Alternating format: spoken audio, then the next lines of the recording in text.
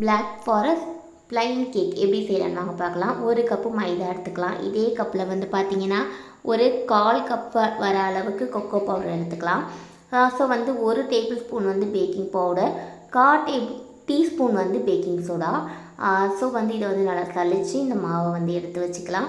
So இப்போ வந்து இது பார்த்திங்க அப்படின்னா நம்ம வந்து மிக்ஸ் பண்ணிவிட்டு தனியாக ஒரு ஓரமாக வச்சுக்கலாம். நான் இன்றைக்கி பேக்கிங் வந்து பார்த்திங்கன்னா ஓடிஜியில் செய்ய போகிறேன். நீங்கள் இதை வந்து வீட்டில் செஞ்சு பார்க்கணுன்னு நினச்சிங்கன்னா ஒரு குக்கர் இருந்தாலே போதும். குக்கரை வந்து 10 நிமிஷம் ஹீட் பண்ணிட்டு அதுக்கப்புறமேலே வந்து உங்களோட இந்த பேட்டரை வந்து எடுத்து வச்சு ஒரு 35லேருந்து 40 நிமிஷம் வந்து ஸ்லோ குக் வந்து பண்ணிங்கன்னா சூப்பராக ரெடி ஆகிடும். கண்டிப்பாக ட்ரை பண்ணி பாருங்கள். இப்போ முட்டையோட வெள்ளைக்கருவையும் கொஞ்சம் வாசனை இல்லாத ஆயிலும் சேர்த்து பீட் பண்ணிக்கிறேன். உங்கள்கிட்ட பீட்டர் இல்லைனா கூட இந்த ப்ராசஸை நீங்கள் அழகாக மிக்சிலேயோ இல்லை விஸ்க்லேயோ கூட செஞ்சுக்கலாம்.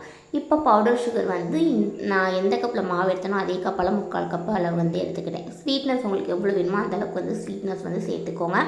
இப்போ இது கூட வந்து மஞ்சக்கருவையும் என்கிட்ட வந்து எசன்ஸ் வந்து எதுவும் இல்லாததுனால சாக்கோ சிரப்பும் வந்து சேர்த்து நல்லா பீட் பண்ணி எடுத்துக்கிட்டேன்.